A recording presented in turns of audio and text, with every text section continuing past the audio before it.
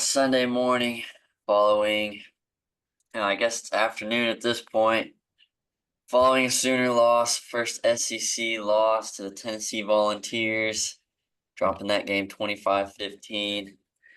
I'm here with my boy Will and friend of the show, Jared Johnson. What's up, boys? How you feeling after last night's loss? Terrible, man. Terrible. I'm Just tired. awful. I'm tired as shit. Yeah. Will, maybe you had you a little time after the game. Did I you mean, did it at least it, redeem the night a little bit or no? no. I'm gonna be completely honest. If I would do it all over again, I would not have left, and I would have just went straight home.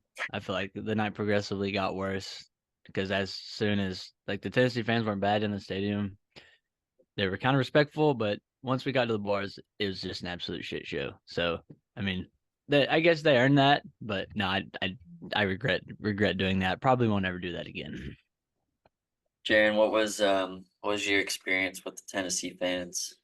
So, I mean, walking into the game, we were right next to like a big group from Tennessee. So I just went and talked to them. They were super nice to us. I only got into one negative interaction with one, and it's because I was kind of antagonizing. But I just walked up to the dude and I was like, dude, what's a volunteer? And he was drunk and he got really mad about that. And he's like, we might drop 40 on y'all tonight. I was like, okay, sounds cool. But Nice. Well, every Tennessee fan I interacted with was super cool Saturday. And Will, you and I even had one sitting literally right behind us that was like super nice. So Yeah, it he's really almost makes cool. it worse when they're whipping you up and down the field and they're like, man, this has been a great experience, like such a cool town. And then the guy Shut up. behind us was even like, he was even like, man, I'm a huge Danny Stutzman fan. Because me and Will, there's a couple possessions like Danny Stutzman wasn't out there. He was on the sideline and he's like, man, I hope he's not hurt because I'm like a huge Danny Stutzman fan. I was like, dude, like you're being too nice at this point. Just be a little bit of a jerk. It'll make it easier for us to hate you. But no, they're super yeah, cool, the ones I interacted with. So it's like I already hate you. Don't like don't try to make me like you. I just don't. I yeah, can't. right. But I guess Will had a little bit worse experience afterwards. But Yeah, no, so Drew Shepard, my buddy, we're sitting at Yo Pablo's and we're, we're kind of on the outside and looking at the people walking down the street, and this Tennessee guy about our age walks over and looks like he's about to shake our hands because we had plenty of Tennessee people walking down the streets, giving us knuckles, telling us good game and all that. Well, this guy comes up, acts like he's gonna shake Drew's hand, and he does this and then he flips him off. And I was like, man, like that, there's absolutely no need for that. Like, we completely understand you whipped our ass. Like, and on top of that, he spilled his drink too. He knocked over his drink he just bought. So I was like, not only did you just disrespect him, you owe the dude $15. So there, it was towards the end. Like I said, it was an absolute disaster. yeah, rough night overall. Let's just go ahead and get into it. What do y'all want to start with first, the offense or the defense? Well, first, let's start with before we talk about the game. Leading up to kickoff, how do y'all feel the atmosphere was? I feel like the fans were really good, and I heard we got up to like 117 decibels or something like that, and I think Tiger Stadium, Death Valley got up to like 115 all of last year was the highest they ever got to. So that's super impressive coming from the fans. But let me just hear what y'all thought about that leading up to kickoff and then once the game started. Um, Going into this, like I don't know if y'all saw it. There's a lot of Tennessee fans kind of trolling OU about the stadium, and it's just a little small compared to some of the SEC ones, which I kind of disagree with. If we filled out the top bowl, like we'd look good. Whatever. There's a lot of that, and it's like a lot of the like, do y'all think y'all are ready for the SEC? Like we've heard this for months now. Like, do you think the fans are ready for the SEC? And especially the last like 3 weeks, you hear about the student section leaving, the fans are terrible, all this stuff. And then for us, like, I think the fans showed out, man. Like, I've never heard it louder. Outside of maybe OU Texas, like I've never heard OU fans that loud. Yeah, I wholeheartedly agree. Like, I think we got there at 1 o'clock and went to the bars and stuff, and there was already a absolute insane amount of people there. Like, I remember growing up going to games and stuff. We'd show up a few hours early, but there was never ever that many people. More or less, 5 hours before the game even started. So I think before the game, the tailgating and stuff really exceeded my expectations. And like Jaron said, the last few weeks, our fans haven't been the best. But necessarily they haven't been getting what they deserve to be getting. But yesterday definitely that's what me and Colin were talking about. Like we couldn't even hear the band playing before the game, and like we were having to yell talking to each other, and we were right next to each other. So that definitely was something I had never witnessed before. And I think as the show goes on, the fans did their job. The team did not, but I feel like the fans we should be proud. They did a great job, and I think especially for our first SEC game, I mean, I think we did what we needed to do. Yeah, I Um, agree for sure. Go ahead, Jaron. just something to note, like even whenever we were playing big games in the Big 12 and just through all of this through all this time, most of the time you'll have this big fall off after we either start beating the crap out of that team or we're kind of just doing terrible. The crowd won't be as loud. I'll say it was like the third quarter probably before you ever saw any of that, any fall off in the crowd. Everybody's still excited. We were still in it. Yeah, and at that point it was 22-3. So you've watched 3 quarters of terrible offense. So you kind of understand the fall off. But no, I thought the crowd was really good. It was a lot of fun all the way up until kickoff, and then even I mean, we were in it for a lot of that game. It got away from us there once we made a few too many mistakes. But I think that's we'll go ahead and get into it now. But I think that's what is most frustrating is that this was a very winnable game for us. And I think I would feel almost better if it was like if I do feel like Tennessee is a better team right now. That's not what I'm saying, but I feel like Saturday night we did not get beat by Tennessee. It almost feels like we beat ourselves. Mm-hmm. And I think that's what's most frustrating for most of the fan base right now. So let's go ahead and get into it. Jaron, I'll let you start, and then we'll go to Will. But let's just hear some of your thoughts on the offense. That's obviously a hot topic right now for the fan base because it's been probably the worst offense I know I've witnessed in my lifetime as a Sooner. So let's go ahead and just get into it. Yeah, I mean, I don't think I've seen an offense that bad since like 2022, like first year with Levy and DG and all that. Like, just not executing at all. Uh, I mean, like BV talked about it in his post game, like Jackson's backwards lateral to the receiver just wasn't like a read that he should have made. He made terrible reads on the RPOs. Um, he just looked scared. And in a way, I think our play calling reflected every bit of it. Like, also, what are you going to do to get the crowd involved whenever you're just going to run Javante Barnes straight into the back of an offensive lineman again and again and again and again and just punt the ball? I mean, there's times last night where like I'm like glad to give the ball back to Tennessee because maybe then we'll have a chance at a pick six. That might be our only chance of scoring the ball tonight. There's no way that I should be as excited as I was whenever we score a touchdown in what, the fourth quarter, our first one of the game. That's crazy, man. When Hawkins threw that first completion for a first down, that place erupted, and that kind of just shows where we're at as a whole. I've been saying it from the jump. I think Jackson Arnold's a pussy. Just straightforward. And it's not necessarily. I mean, he looks scared to death on the field, but like even watching I like to watch the OU, their little clips they put out on Instagram and stuff, like when they walk in and stuff. He looks scared to death walking in. Like, I mean, going into SEC play, some guys have it, some guys don't. And you, especially being a quarterback at the University of Oklahoma, like you've got to have that mentality. Like even if you are doubting yourself, you cannot let other people know that. I mean, you've got to go out there and just look like a dog. I mean, fake it till you make it. And so that Jackson Arnold, me personally, I hope he never plays another snap for us this season. At least give him the off season if he wants to stay. Let him work for it or whatever. But I mean, it's just I don't even know.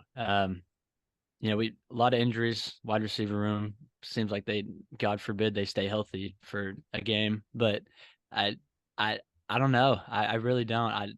I'm really disappointed, but I'm honestly not surprised. I mean, I noticed it in week 2. And I've been saying it ever since.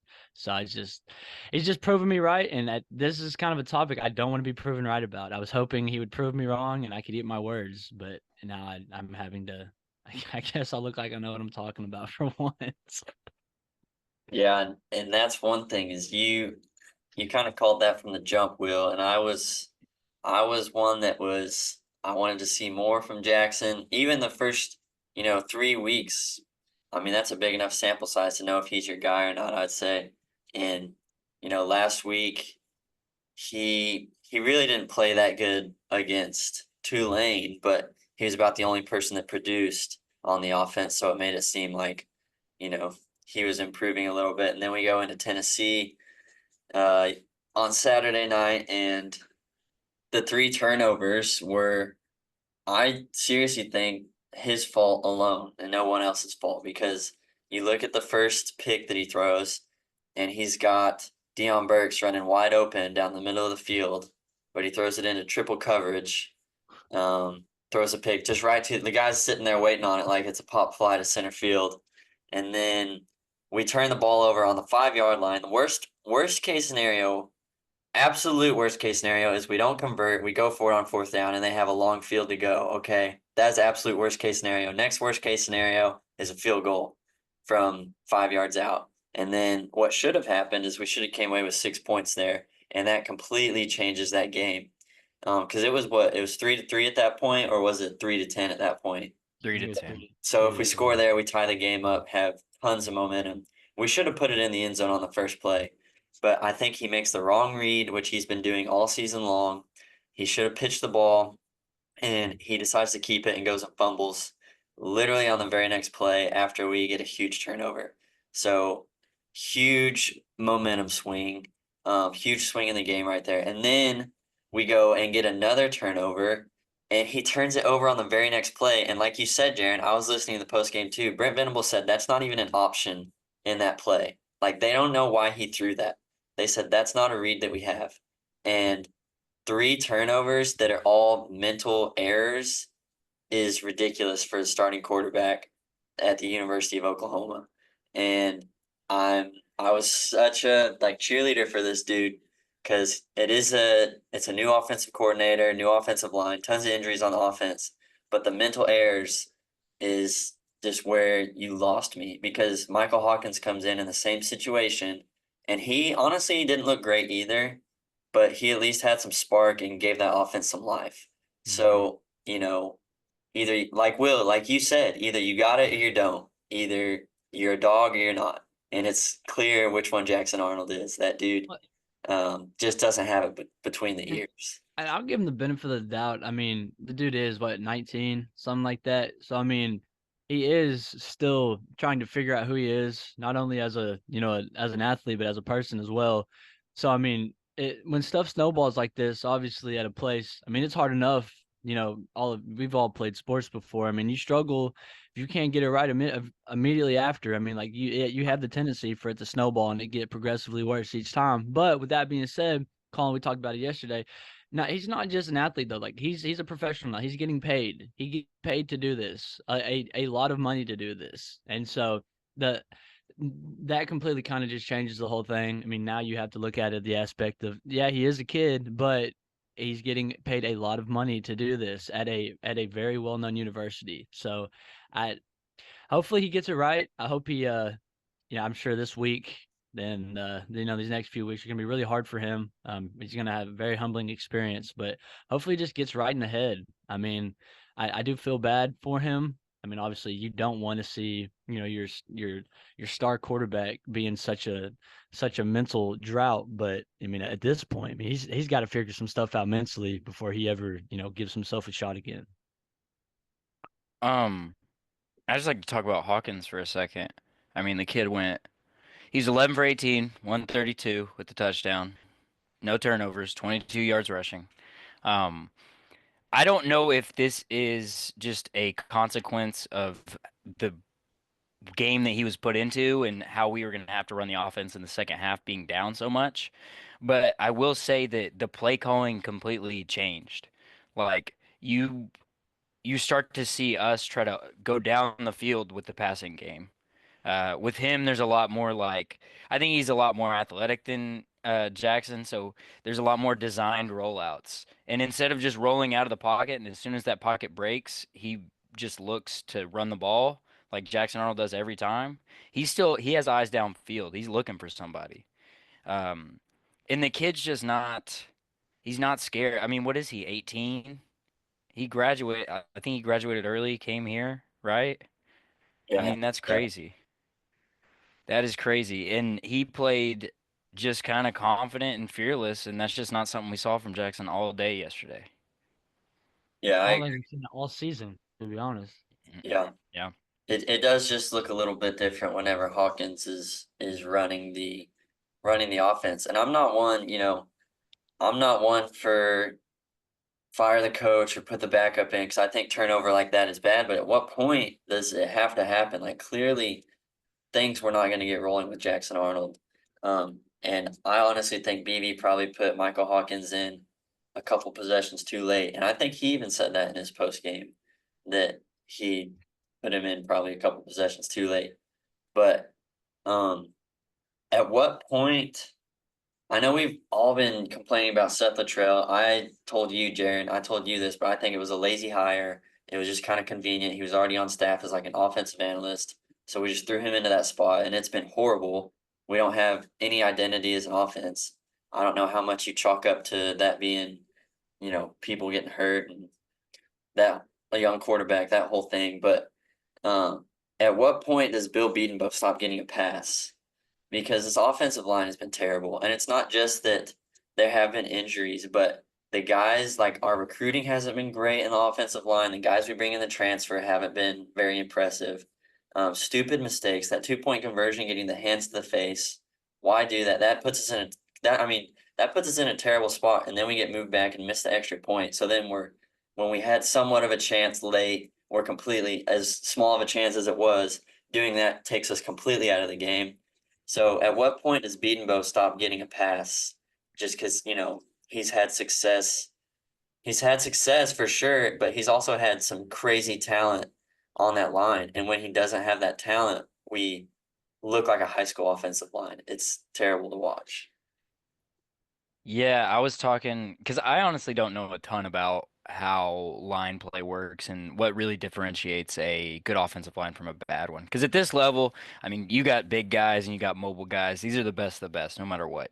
Everybody's got them if you're a top tier like OU. Um, and really, it just comes down to.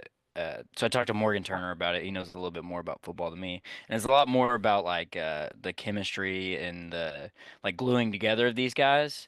And that's I mean, usually that's just something you figure out. Offensive lines aren't like a first day situation usually, like where they're just immediately locked in good, but they have to be figured out by week 3 at least. We're where we are now, and they look just as bad as they did week 1. I mean, I'm too ignorant on the whole offensive line topic. I don't really tune into much about that. But I mean, it's just obvious to see that there is a problem. And I don't think we're gonna be anywhere where we need to be until we get that solved. So I don't know what changes need to be made necessarily. I mean, I know we have had some guys in the past. I mean, my God, like how much money we have some guys in the NFL making right now that played offensive line at Oklahoma just the past few previous years. And now, I mean, we got the guys online right now.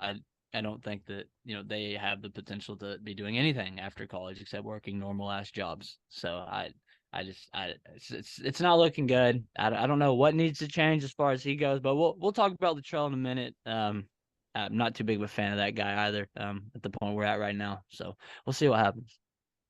Yeah, and just talking about Latrell, OU Twitter, as crazy as they get. I've seen some people, I don't know if y'all been seeing this, but they're calling for DeMarco Murray to start calling plays. Mm-hmm. And I mean, maybe, I don't know. I don't think he should be the OC, but if Latrell, I don't know if Latrell does make it through the season, as crazy as that sounds, but this is BV's butt on the line. Really, like he's the one that's got to make these decisions because what Seth Latrell does and how bad the offense is, that reflects on BV. And so, he can't really have a short or he can't have a super long leash with a lot of these guys. We're going on 24 years without a national championship. We're 2 years removed from a 6 and 7 season, and we're first year in the SEC. We don't want to come out lay an egg every week like this, especially when you have a defense like we have. We have an elite defense. I think that we can say that at this point. And this defense is basically getting wasted on a very bad offense. So it just begs the question: does Latrell make it through the season, and what happens with our coaching staff if that happens? Like, is anyone's offensive job safe right now? Do y'all think? DeMarco Murray, just because he's through and through. That's about it. I mean, maybe, man. You look, I don't know, because even DeMarco, I think this is probably more of a reflection on the offensive line, but look at those running back stats, man. This is the like 3 weeks in a row we're going on our leading rusher is the quarterback. This time it's stinking. It was Hawkins, and our number two was Dion Burks. Hmm. I mean, it doesn't seem like these guys can really get much accomplished either. Taylor Tatum's the only one that looks semi-competent. I mean, we ran Gavin Sawchuk out there for -2 yards last night. So I don't know. It seems like these guys are talented, but to like have some separation in the running back game, it can't all be on the offensive line. At some point, you have to start making your own way. You got to start getting your own separation, finding your own holes, like making stuff happen, and they just don't.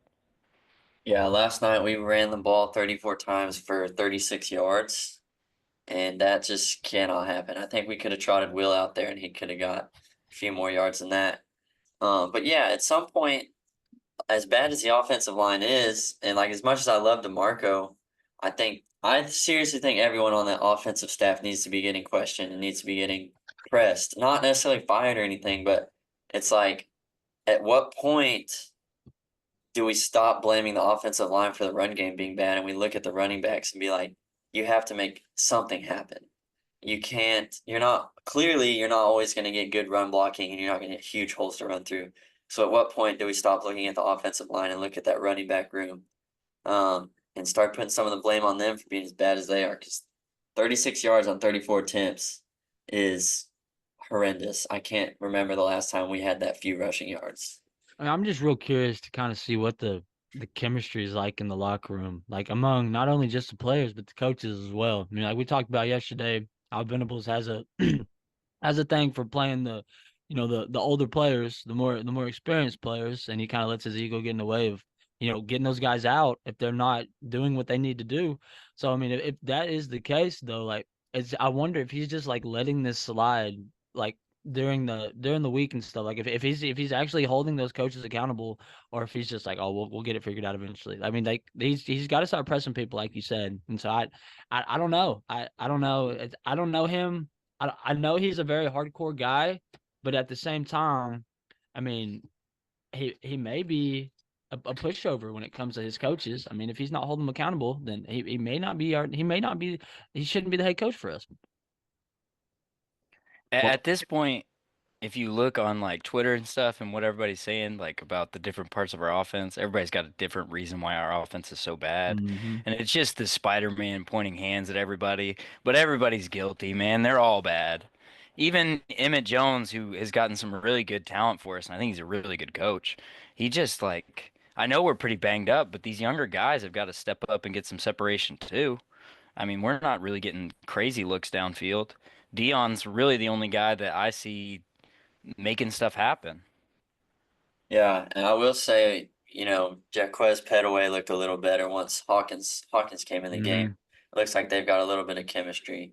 But yeah, Will, like you said, if he's which obviously we're not in there, we're not in the meetings, we don't know if he's a pushover or not, but perfect example because we just played him. Bob Stoops fired Josh Heupel. His starting quarterback last time we won a natty. Brought him up, quarterbacks coach, OC. He fired that guy and people forget, like, you can say we ran Josh out of town all you want. But those offenses were bad when he was the OC. We got beat 40-6 by Clemson in the Russell Athletic Bowl when Heupel was the OC. It's honestly been a little strange to me to see him have as much success as a head coach as he had. I mean, I guess I'm happy for the guy. He's a Sooner legend, but um, like Bob Stoops fired his. I'm sure him and Heupel don't have a good relationship anymore, and I'm sure they did up until that point. But then, we bring in Lincoln Riley, who turned that offense around in a matter of an offseason. I understand we had a crazy amount of talent, but it's just like if you're a head coach, you have to make tough decisions like that.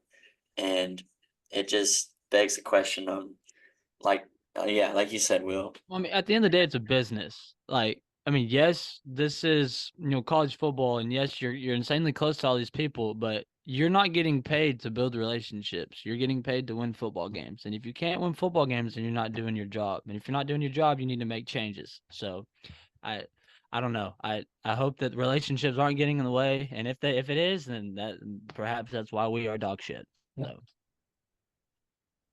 Well, is there anything else y'all want to talk about on the offense before we move on to the defense?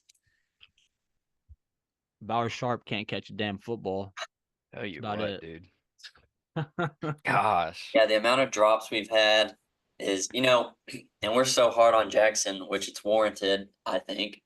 But and then he does make a play and it goes right through your hands, and it's just like, man, we can't win for losing. So it's like you I do feel thought bad Steve for the was team. gonna lose his shit, Oh Colin, when man. he dropped that ball. I thought he Steve, was gonna lose his mind. Steve was about to come unhinged. I thought he was about to throw on a pair of shoulder pads and a helmet and go out there and try and catch a pass. But that was bad. It's hard to watch. It's super hard to watch an offense be this bad. But let's move on. Um, yeah, I don't know. There's so many things that need to get fixed. I think right now Michael Hawkins is a band-aid. I think that we can win games with Hawkins at QB. Um, I don't know. I don't know what y'all's thoughts are on that, but it's bad. All of it's bad. It's not going to get fixed in a week. So, We may can beat Maine, like I said initially. We may beat Maine. right. We always have that game to look forward to. So, the defense. I think it's fair. I think we can say this defense is elite. They deserve so much better than what they're getting.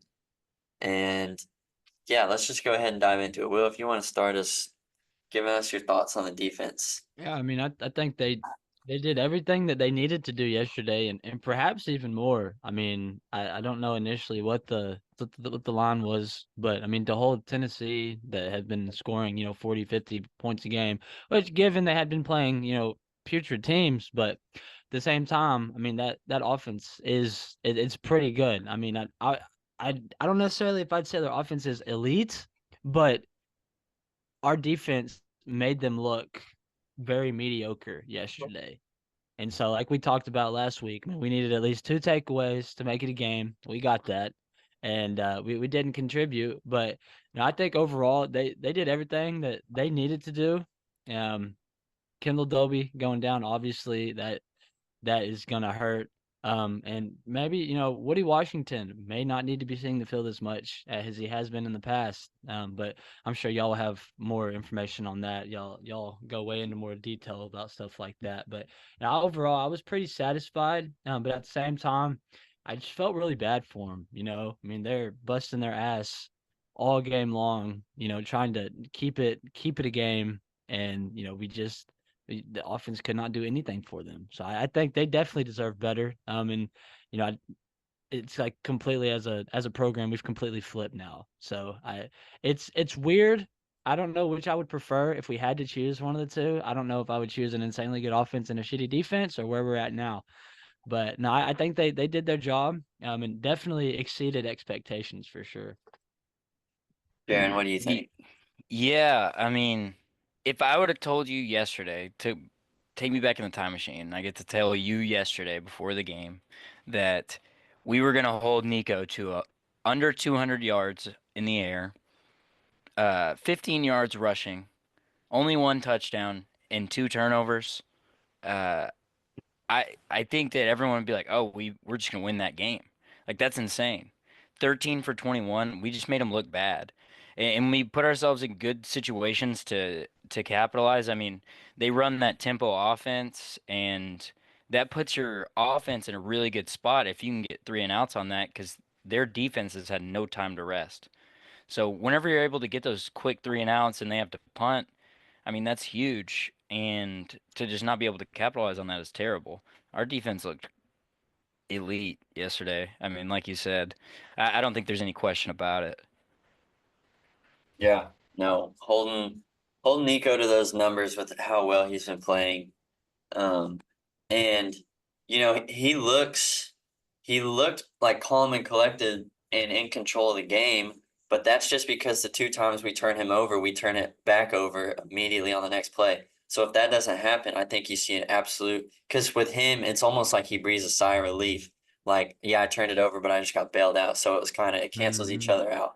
But if we capitalize on those, you see an absolute, you see Nico in a different light, I think, if we capitalize on those. And I just feel like you said, I feel so bad for our defense that they go out there and produce like they did. And one thing to look at the time of possession. Will, I sent this to you, but Tennessee had the ball for 35 minutes and 41 seconds. OU had the ball for 24 minutes and 19 seconds. So our defense is out there on the field for 35 minutes of the game, almost 36 minutes. And they give up 25 points. 12 of those points were off of OU turnovers, and then 2 points were the safety. So you take away, you can't really say take away 14 points, and that's really what the defense gave up. But seriously, 6 or 12 were off of turnovers, and then the 2 off of the safety. So our offense put our defense in a terrible position last night, and we still, it was a 2-possession game with how bad we played. It kind of looked like Josh took the foot off the gas a little bit late in that game, but we still stopped the run early. We turned them over early. I thought we looked really good last night, and the offense just couldn't do their job. And Will, you mentioned it. It sucks having Kendall Dolby go down, and that injury was pretty disgusting. I went and watched like the highlights, and I think I saw his injury on Twitter, and he dislocated his ankle. Has to have surgery, so he's definitely done for the year. So definitely sending thoughts out to him, thoughts and prayers. That sucks, and that's a huge blow to the defense. But we have a lot of depth.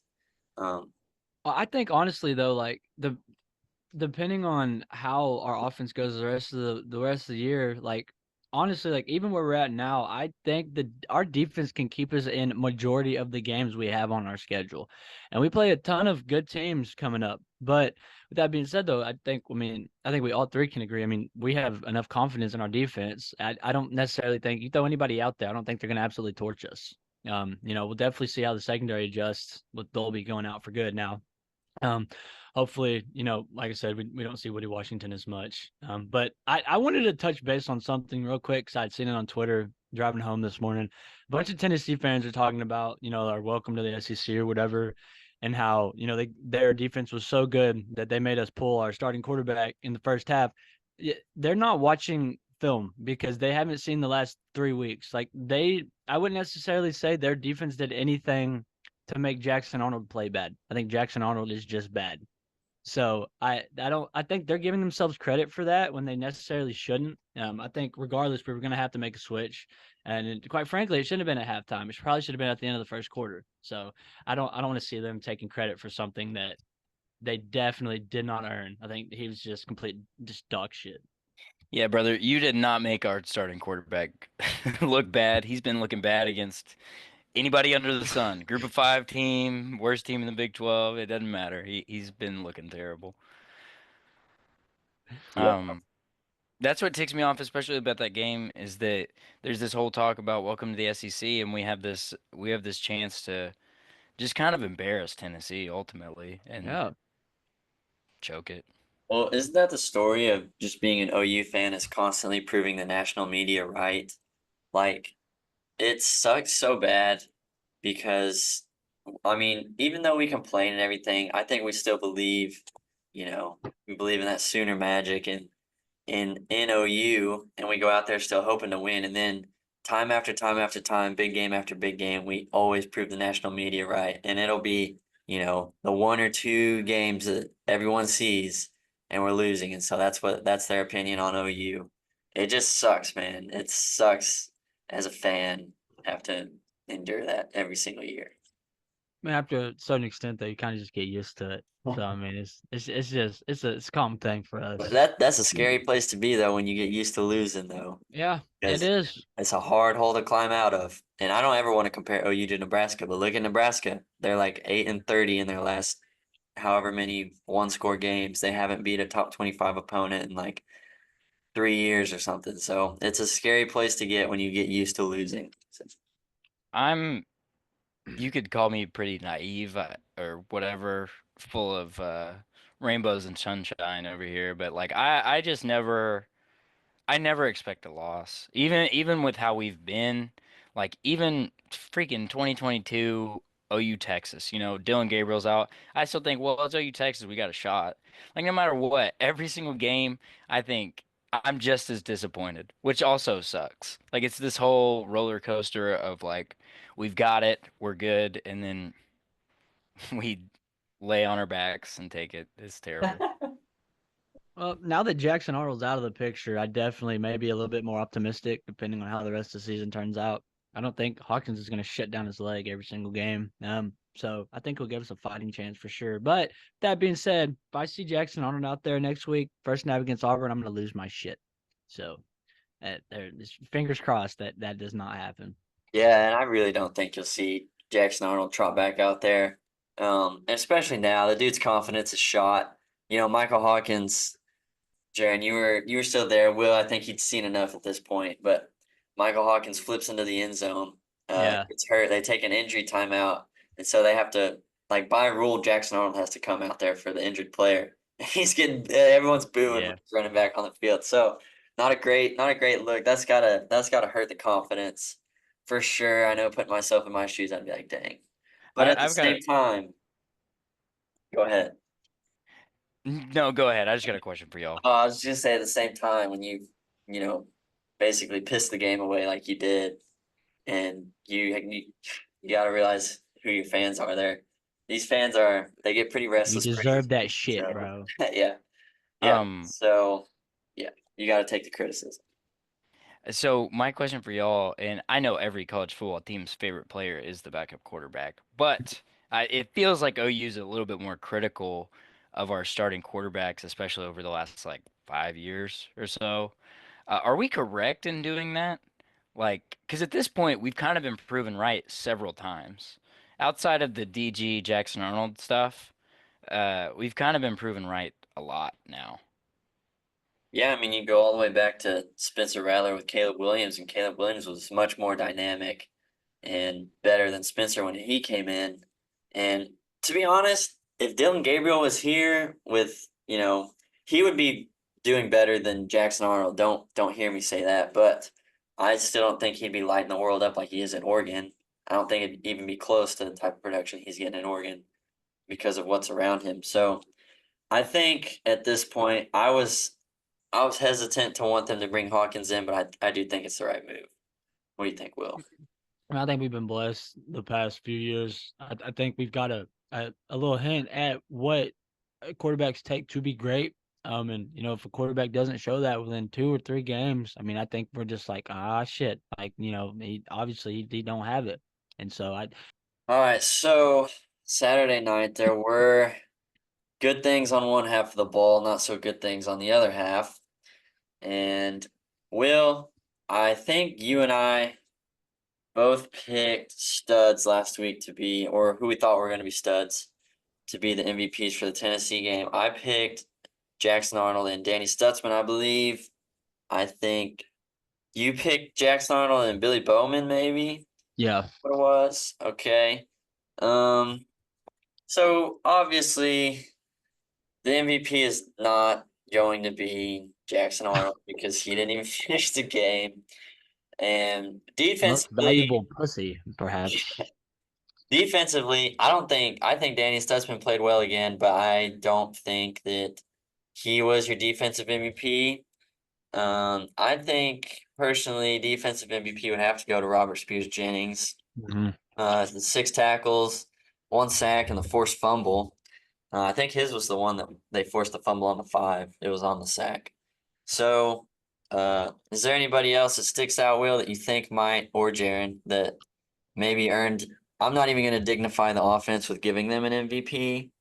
Michael Hawkins came in and made some things happen, but I don't think I don't think anyone played well enough on offense to get an MVP. So I'll stick with Robert Spears Jennings on defense. So I guess he's your overall MVP for the game. Well, honestly, Kendall Dolby was having a great game until he got hurt.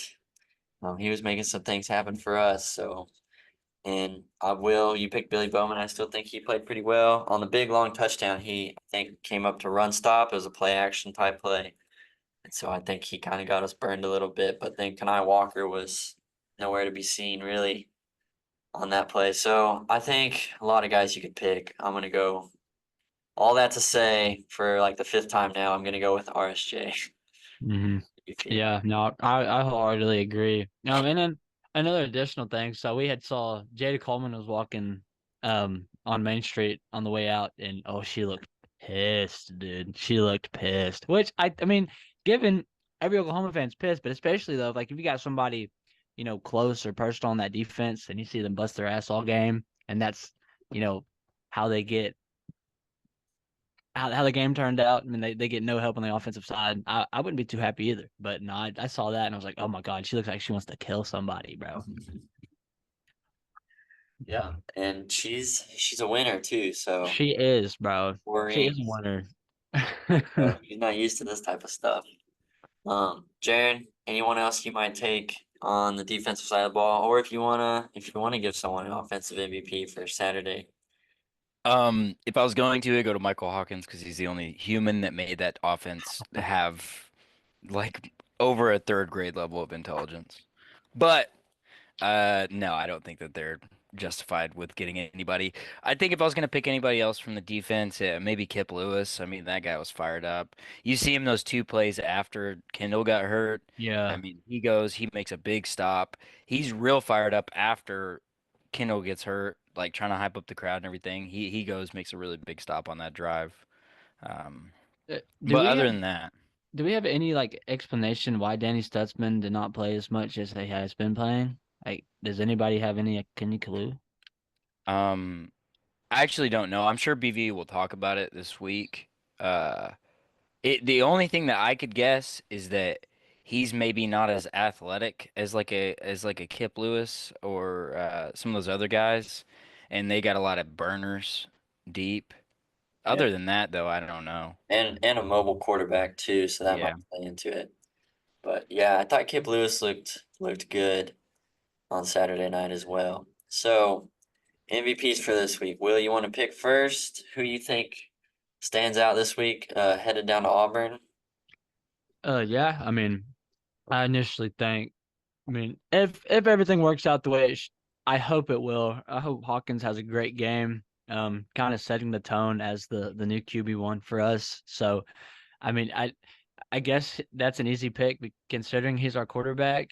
But I mean, initially, I mean, it's going to be this way basically the rest of the season. If we're going to win games, our quarterback has to, be the most valuable player on offense, I think, initially. So give me Michael Hawkins for our offensive MVP next week. And then defensive, I honestly we have so many different options to choose from. But I'll just go ahead and let's go Kip Lewis. I'll go Kip Lewis. Jaron, I hope that wasn't going to be your pick for this week, but I'll just hopefully he has a good game this week on the defensive end.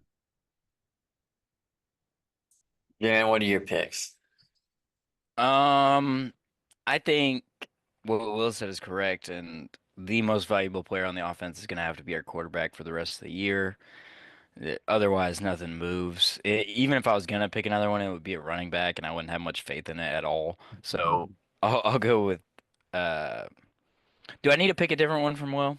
No, you No, you don't don't have have to. to. Okay. Okay. Then I'll go with Michael Hawkins on the offense. And then defense, I think I want to go with one of our linemen. It's kind of a toss up on who, because they're all just performing their butts off.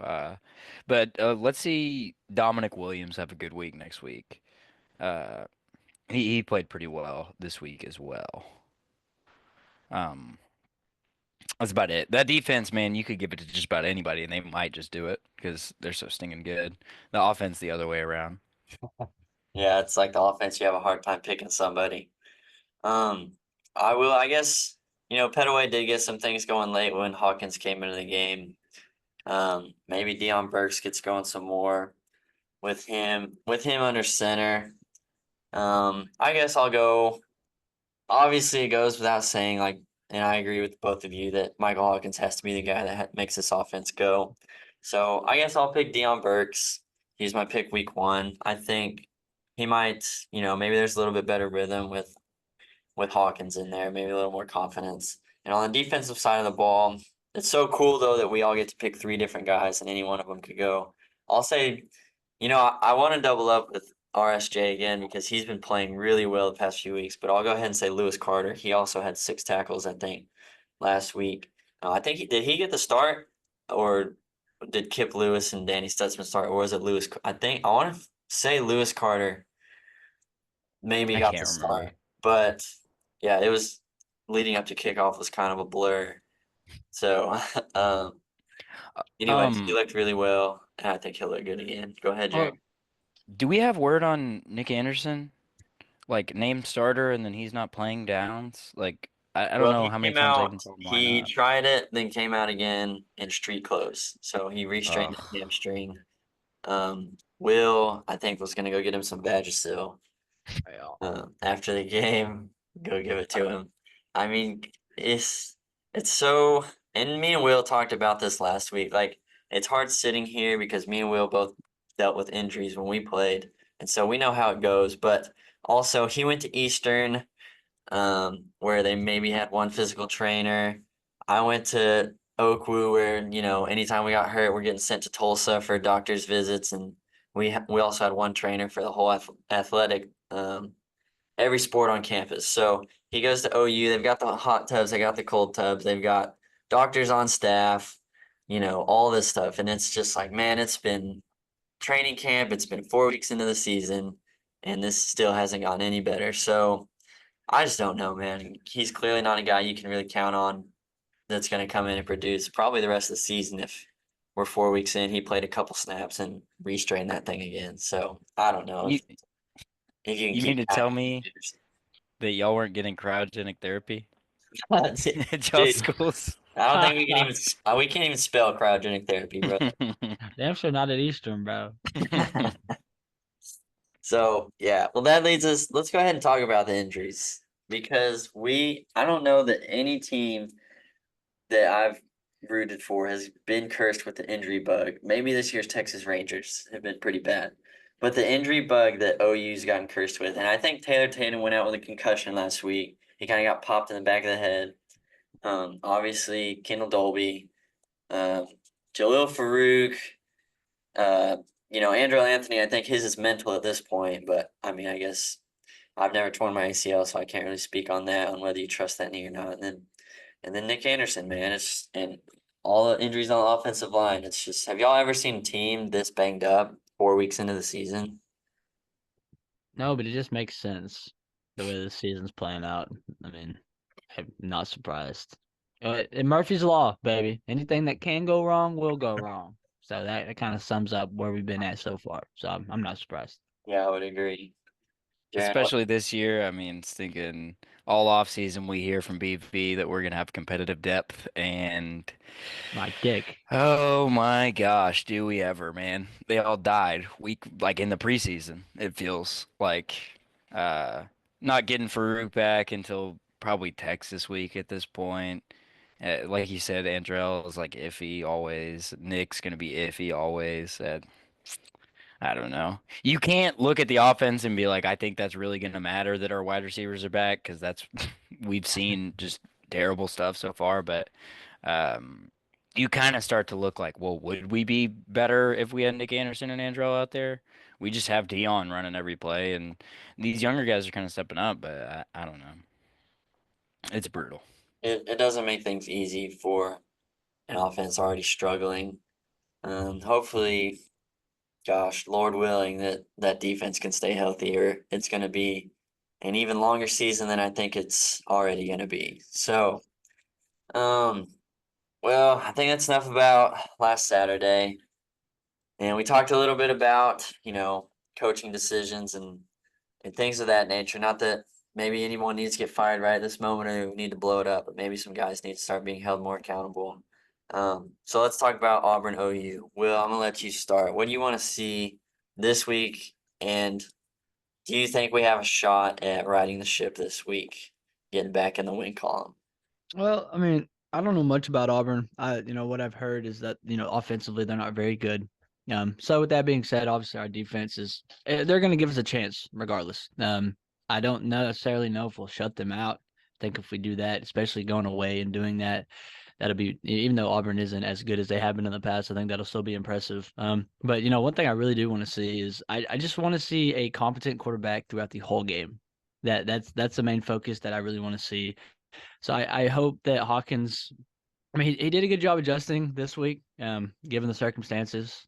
So I hope he carries that over. And then I think, once he gets rolling, I think we do have a good shot at winning this week. And I think we definitely need to win this week to build our confidence up, considering we have Texas the week after. So if you want me to go ahead and predict scores right now too, or are we going to do that after the? Yeah, go ahead and predict a score for me. All right, well, we'll go ahead. God, yeah, it's sad that oh my God, I don't think we'll still score more than 30 points. But let's go 24 to. I think our defense 24-10. I think perhaps we have a dominant game. And maybe I'm being too optimistic for once, but from what I've heard, Auburn's not that impressive. But then again, it is away, so anything can happen. So we'll see what happens. But it all starts with Hawkins. I mean, if he shits the bed from the jump, like Jackson Arnold did this week, then it's going to completely change the whole outcome of that game. 24-10. All right, Jaron, what are your thoughts? What do you want to see? And give me a score prediction. So to me, Auburn. I feel like I've been told a lot that this is going to be a trap game. Auburn always looks bad. I've gotten into it with Auburn fans before. It's like, shoot, man, the opposing teams have a better record in your stadium than you do. And that's all that they talk about is how hard it is to play there. But I will say that our offense looks bad enough that we might just give them a game. But I think that our defense, the rest of the year, I don't think we play anybody that's going to just overpower us at all. So it's just going to be up to the offense to make something happen. And this is a big time confidence booster for Michael Hawkins to go in there and prove it, you know? So I think we're looking at like a 28-14 game, anywhere in there. 4 touchdowns is huge. I mean, we got one or we got two this All week, right. so Yeah, both very late in the game. No, I agree. I don't think we're gonna see another offense necessarily that's gonna overpower us. I guess, you know, Texas, Ole Miss, and Alabama are three teams I think of having very high-powered offenses. But that Texas game, like you say, never know what can happen. Defense is always gonna give us a chance. Um, but yeah, I think Tennessee's offense. We heard all week long about how good their run game was and how big and physical and fast their wide receivers were, and they had the ball for 35 minutes and scored 25 points. 23 points offensively. So going into Auburn, yeah, I don't think they're very good, but we haven't shown a whole lot either on the offensive side of the ball. We opened up as I think 1.5 point favorites. I think we're 3 point favorites now. So that's nice coming off of a loss and being a favorite in an SEC road game. But it's so hard to predict these scores, Will. I know you and me have talked about this, I think, every week, how hard it is to predict these scores because we're so confident in the defense, but we just don't know that our offense can produce. But I really think the defense comes out and dominates. Give me 17-13. OU wins and they cover. So good team wins, great teams cover. Hopefully that's the case on Saturday. And like y'all said, we need to see a quarterback that takes care of the ball, manages the game well, and hopefully they just come out with fire under them. They look a little more confident from the jump. So hopefully our first play from scrimmage doesn't go for -5 yards, and I think we'll be in better shape than we were last Saturday. So any final thoughts on the Sooners before we move on to college football as a whole? AP came out and what are we? We're 20th or 21st? 21st, We're OSU 21st. 20. OSU's 20. What in the world? I I know that we kind of just got beat by 10, but I I don't know how much longer. Like, it feels like we've been playing very similar games to them, and we are getting ranked behind them, and that just sucks to see. I'm not a big fan of it. I would say that our 10-point loss to Tennessee is worth a little bit more than their 3-point loss to Utah, but maybe that's just my opinion. I don't know. Yeah, And Utah with a backup quarterback too. So that's no joke. And then USC lost, and are they still ranked 13th? Did I see that correctly? Somewhere How in there, yeah. how does that make any sense? I mean, I don't get that. I don't know. it's all about those quality losses, man. You go lose to Michigan at Michigan, you get rewarded for it, I guess. But that's the only saving grace of Saturday was that OSU and USC both lost. If only we could have looked a little better in a very winnable game for us, it would have been, a perfect day. But, it could be worse. We could be a K-State fan that tweeted that he was going to shove a 5-layer beefy burrito up his butt if they lost to BYU. And Kansas State absolutely got boat raced by BYU on Saturday night. Well, if he pays attention to Twitter and sees what the Florida State man dragged himself into, you better be very, very damn confident in your team before you say some dumb shit like that. Yeah, well, Because that Florida State guy, they're still calling for him to well, do it, what that he said he was going to do. But this guy, this K-State fan, actually posted a video last night of of him himself. shoving it up his No, no, no, butt. no, no, no, no. I wouldn't watch that. And if I did Watch the watch full it, thing. if I did watch it, I would not tell a soul. But he bought the burrito, and there's a video of him opening his freezer and throwing the burrito in the freezer. Tough sledding for that guy if he goes through with it. Man, I don't really know. Will, maybe you have some advice for him. listen, no, let's not get that narrative out there. I've never shoved anything up my butt. Never even been a thought. But I don't even know, like, that's such a outrageous thing to do. Like, why would you put yourself in that spot? Like, even if, like, make it something else rather than inserting something into your body, especially as a guy. I don't I don't know. They need to figure some shit out in Manhattan, bro. To me, I feel like you don't ever promise something like that unless you know you could do it. So maybe there's something in this guy's past that we just don't get. Well, Let's see if that he does it though. I'm tired of seeing these claims that people are gonna do all this stuff if their team losses and then their Well, No, we're Twitter's not gonna be able to. deleted. Nobody's gonna be able to see that on video. yeah. At If least on he Twitter, and you if may he have to go does to it, some. Yeah. if he does it, how do we get the proof? How do we get the proof? I mean, there's a few websites out there. I'm sure you could look up K-State burrito. One of meal. y'all has to go in there and then report back next week to Uh, see. I volunteer. Will No. You brought it up, Colin. That's all you, big dog. That's all you. look. I was just trying to get some shock value. Maybe we'll be able to clip it and get a TikTok go viral. But yeah, absolutely insane wager to place on your team. And then the fact, what was the score? 31-3, something terrible like that, man. God, it could, I guess that's all to say. As bad as it is for us right now, it could always be worse. Because he's not gonna be able to outrun that. People are gonna be in his mentions until Just he. moral of the story is just don't make outrageous claims, bro. I mean, win or lose. I mean, I feel like that is, if you win, you beat BYU. You lose, now you're in a very tough spot. So, I'll tell you what, man, I'm not putting up any wagers on OU of anything, of me having to do anything. And I don't in know the why main you as a game? K-State fan, maybe not, like nothing crazy, dude. Yeah, but look, K-State, I feel like as a K-State fan, you deserve that, getting, all the criticism and the impending doom of, will he do it or will he not? I don't know. That's not for me to judge, but I know K-State fans were always pretty annoying when they came to Norman. Well, Um, for so once, I hope a guy does not hold his word. I hope that he's just a liar and he's like, you know what, it was all jokes. yeah, Because if I followed through with it, I really don't think anybody's a winner in that scenario. Not him, not the rest of us for my sure. question is where did he get the burrito from? Taco Bell. Was it Taco Bell's burrito? Well, was. then, okay, I was about to say, if it's a Chipotle one, then we got it. It's a little thicker, and we're not gonna necessarily get into the details, but it I mean, I don't know, dude. five layer beefy burrito is plenty thick enough. They keep making those Chipotle burritos smaller. That might have been a better option for them. Oh, It still might have been, French fry. but then Still he's out. Not only does he have to do that with the burrito, but he's out $15 too. So Yeah. that's ultimate lose lose. All right, well, I think that's enough talk about that poor K State fan.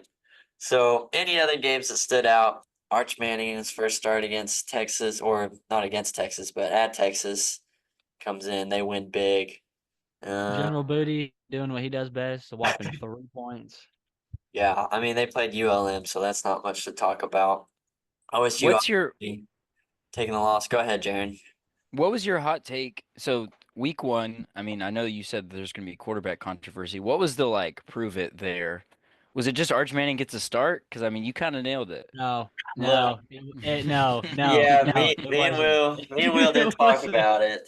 We talked about it, and I said that it has been a little bit of a technicality because Quinn went down with the abdominal strain. But everything I've heard, it doesn't seem like there's going to be controversy when Quinn comes back. It sounds like he's going to go back into that starter role. But if he does start to struggle, which I don't know that I see happening because he has been playing well, but say he does start to struggle, everyone's been seeing Arch start for a couple of, or for one game, playing for a couple of games, and maybe people, on Twitter or on Texas message boards start to gripe that they want Arch. Um, or maybe they get a we want Manning chant at a Texas game if they start losing. So, but right now we'll say it's a technicality for as of now, or we'll put it on hold, I guess. I still don't think there's any way in hell. There's absolutely no way in hell. I don't know. I don't know. Look, Maybe I thought that I know it's a different scenario, but I thought that with Jackson too. And look, we got ourselves a Norman 4 weeks into the season. So and Tennessee fans think it's all because of their defense. It's not. Promise you, it's not. I think Tennessee going forward, everyone's saying they are, the national narrative is that they're national title contenders. And I don't know. I just don't know. I think they're obviously a very good team. They're a top 10 team. I don't know that they're a top 5 team. But I guess it remains to be seen. Maybe Josh Heupel took the foot off the gas a little bit on Saturday, but I think that, there's just schools out there that I would put above them. But you never know, I guess, with a 12-team playoff now, what could happen. So, I I really think don't. that. Oh, Go go ahead, ahead, Drew. Will. My fault. My fault. I was just gonna say that I really think that I've seen the narrative on Tennessee kind of shift a little bit. If you look in the comments, either you've got two schools of thought that OU came out and put up against them, or OU is not a good team and was in the game with Tennessee. Tennessee's not who we thought they were. What and I hope that Heupel didn't purposely put on the brakes. Like I was hoping that, we really get to see how bad we actually are. Like so I mean if that is the case, he did take the foot off the gas, then I'm just curious to see if we could have lost by, 3 or more scores. So yeah, that is one thing that you kind of wonder about, but I don't know. He did start calling maybe a little more conservative, but I guess if you think about it, early in the game, it wasn't like he's taking huge shots either. So it might be a case where our defense was kind of taking that stuff away. Um, To me, the whole thing sounds like cope. It sounds like Nico really didn't have the pressure, like he couldn't handle it all that much. They started handling the ball off, and they're taking their foot off the gas. right. I don't know. Well, I mean, and you look at any fan base, they're going to say whatever they can to make their situation seem better or make their team seem better. Um, Brandon Walker, I can't stand that guy from Barstool, and he's a Mississippi State fan, so I don't know why he ever talks trash on any football program. But he tweeted out something. It was probably just to get engagement about how OU loses that game by 4 touchdowns if Heupel doesn't take his foot off the gas. yeah, I And think I saw that too. Yeah. yeah, I just don't know that you can say that. I don't think this defense would allow us to lose by Well, four scores. he can take his opinion and shove it up Jeff Levy's ass. So See how well that's doing for you this Yeah, I year, think buddy. that's probably a good spot for all of Brandon Walker's opinions. Absolutely. So, are there any more games you guys want to talk about? I was pretty much in Norman all day. I didn't really get to watch a whole lot of college football.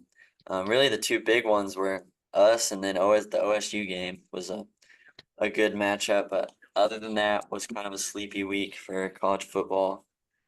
Um, but is there anything else y'all want James to talk Madison about? beat the absolute shit out of North Carolina, put Yeah, 70 on their ass, dropped and got dropped paid 50. $500,000 for it.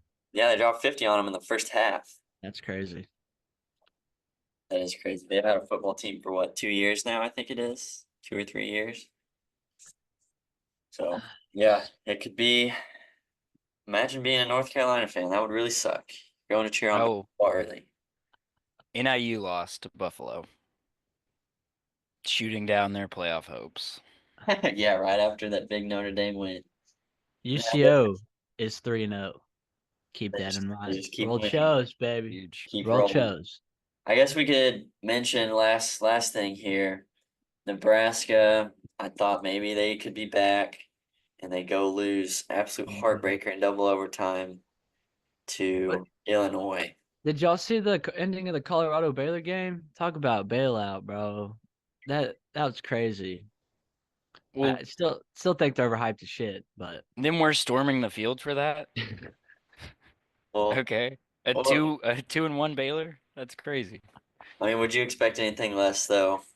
no. But what is crazy to me though is like they get all this attention, but at the same time, like they had Babyface Ray performing in their locker room last night. Like it, I want to be in that damn locker room, bro. Like I could give two shits to be a part of the team, but they are living a different type of lifestyle over there in Boulder right now, and they're delusional as shit. But I guess they're having a great time. Yeah, I guess so. Well, if you want to go play for Colorado, I guess you have to like being, pooped on by your starting quarterback and the coach's Yeah, son in your yeah. post game interviews. So I can't. I have absolutely no love for Shadur Sanders. And don't have the band play after you score a touchdown, so they can Yeah, play. What's his song? Whatever it yeah. is, they can play I don't Shadur's know. song. That's insane. And then Um, he said something about how he's not a trust fund baby. He was like, "Dad, my daddy didn't set me up like that." And I'm just like, dude, Damn sure didn't set shut yourself up. up, dog. You didn't work for shit. Yeah, okay, dude, I'll see you in 4 more KFC commercials on on yeah. Monday. Like, It's like your last name is Sanders, bro. Your dad is one of the most famous athletes of all time. Um, like every opportunity you've got. I mean, I guess he's making the most of his opportunity, but every opportunity you've got is because of your dad. So Mm-hmm. Yeah. it sucks to be a Colorado fan though, and you finally get some momentum and stuff going, and your head coach is going to leave for FSU in about a year and a half. hmm Like, Yep, yep. But and then I guess at least everyone won't hate you though once he leaves. So maybe they've got that going for him. But all right, well, I don't really have anything else as far as those games go. Um, Will, you said you want to do some cool on you takes. Yeah, we can just go one apiece today. Okay. Yeah, I was really on the way home. I was just thinking like I'm in a bad mood, but like there's not a ton of stuff that's pissing me off lately. But something did happen in Ada the other day, so I'll just go ahead and get mine out the way. So this is kind of specific, and it may not be as common in other cities. Like I'm sure you don't see this, Jaron, as often in Norman and stuff, but I see it in Ada all the time. But for some reason, if you buy a used cop car off like an auction or something and you have it unmarked and you make no changes to that and you just whip it around like it's a regular car, I'm not gonna say F you, but screw you because you scare the shit out of me every single time. And typically the people that drive it look like they're running from the law. So it's like I'm not a big fan of driving unmarked cars just because I got PTSD anytime I see a cop just because I think that I'm gonna get a ticket for something. So just keep that in mind. If you drive an unmarked cop car just for shits and giggles, that it's not funny and it's definitely not cool. So you should get some changes going on. Jaren, so go ahead. I It's yours. to speak on Will's for a second, I also see the unmarked cop cars, but something we have in Norman is also we have security agencies that monitor like the apartment complexes, and those are for real just cop cars. Like Okay. they're just not. But they are. They have got the lights in the grill guard and everything in the Explorers, and so yeah, that's terrifying as well. Um, for mine, I cannot stand when you always have your do not disturb on. Like if I Ah, text shit. you, You're talking to me, bro. I do that. I'm sorry. what for, dude? Like I've I, got a buddy, I don't know. I don't know. I don't know. I've got a buddy that no matter what time, it's like 1 p.m. on a Tuesday, he's got his do not disturb on. What's so important? Like, are you getting blown up all the time? No, not at Who's all, bro. texting you? I have nobody hit my line. That's the thing. Like I'm just maybe I do it as satisfaction of like reverse psychology. Like I know nobody's gonna be hitting my line, but just in case they do, I'm not gonna give them the benefit of the doubt. Then I'm gonna answer immediately. So Will just uses it as an excuse where he's like, "Oh well, my phone's not going off because it's on yeah, do not disturb. It's yeah. not because nobody's texting me." But I will say it runs in my family though. Like my mom and dad, they never answer their damn phones. Like if I were to get in a wreck and call them, I'd be screwed because they're not picking up the first time. I've got to call them at least 3 or 4 times. But let me not answer the phone once, you know? Let's see how that goes. It's bad. Yeah. No, No, that is parents. Parents are bad about that. It's double standard with parents and answering the phone. absolutely, bro. Oh, geez, my cool on you take. Obviously, we've all lived in, rent houses for college or dorms. The dorms was the worst, but rent houses it gets pretty bad too when you got a few of your buddies. And when you have to go do laundry and there's stuff not only in the washer but also the dryer. Yes, It's like bro. if it's the washer, okay, I'll switch your stuff over and I'll throw mine in the washer. But if it's the washer and dryer, I'm just Yeah. So what are you doing with their clothes in the dryer? Are you just like you exactly. throwing those some bitches on the ground? Because damn sure you Well, ain't folding them up. no, and a lot of the time you come back later and it's still sitting in there. It'll be maybe the next day and their stuff is still sitting in there, washer and dryer. And it's just like, how do you not either you don't remember or you just don't want to, you're that lazy, you don't want to do your laundry. I know what we would do in the dorms is we would take the stuff out of the dryer, put it on top of the dryer, and then switch stuff from the washer to the dryer. So your stuff is sitting there on top of the dryer. Or we had a ping pong table in the rent house I lived in the garage, which was where our washer and dryer was. And that ping pong table would be stacked with laundry that you'd be pulling out of the dryer. And usually it's one guy, it's the same guy every time. But And on the flip side too, the same can go for dishes too. I mean, I'm sure we've all had roommates. You know, if you make a big meal, especially like I understand you don't have to clean it immediately after, but like I don't want to wake up that next morning, especially like if I'm a real neat freak, you know. So like I'm sure y'all did the same way. Maybe both of y'all's rooms look organized. So I'm sure y'all don't want to see dirty dishes in there, especially like you're not in a family, you're not cleaning after your wife. Like this is another male. Like why I'm not picking up after you. So either we're gonna let them dishes sit there until they get cleaned, or you need to make some changes. But that also that's I'm glad you said that, Colin, because that really grinds my gears. I unfortunately am a proponent of the laundry uh problem because I can't stand laundry. But more importantly, I'm very forgetful. And so I never do it on purpose, but I'll be like I'll start a load. I'm usually not as bad about the washer because then your clothes just smell bad and you have to run it again. The whole thing sucks. I'm usually pretty good about the washer. I'll switch them. Um, but then what'll happen is I'll leave them in there. I'll be like, okay, I gotta go do that. Like I'll start the dryer. I gotta go do that later.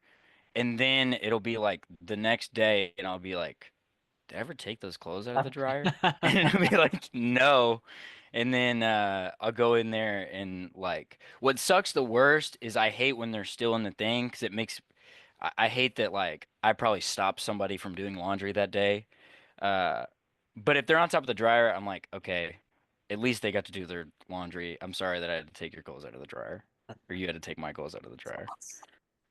yeah, and I'm not, I'm guilty of leaving my stuff in the dryer or the washer every now and then too. but I try, like you said, I try my best to try and get it out of there. But the people that do it just consistently and like it's like a habit for them. I'm just like, dude, do you not have any clothes to wear? Like, your stuff has been sitting out here for 3 days in the garage. Like, what are you wearing at this point? Like, they might be flipping their underwear inside out, I think is what they do. So, Man, those are both of y'all's, man. I feel like Jaron called me out initially. Colin called Jaron out. So it's just like everybody's throwing shots today. I love this shit.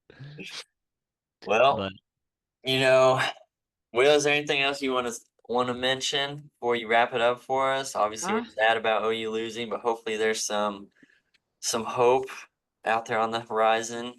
Our yeah, schedule I doesn't get mean, any easier, but I don't know. I think we covered everything. Jaron, you got any extra things you'd like to say real quick before I wrap it up? I'm all good, man. All right. Well, I mean, overall, we're not too happy about how it turned out, but like I say, every episode trying to be optimistic. So we'll see what happens next week. But now we running out of time. So this is it for 4th and 1 this episode. We lost this week, but our vibes are slowly on the come up. So we'll see y'all next week. Will Joplin signing out with Jaron and Colin. Get high,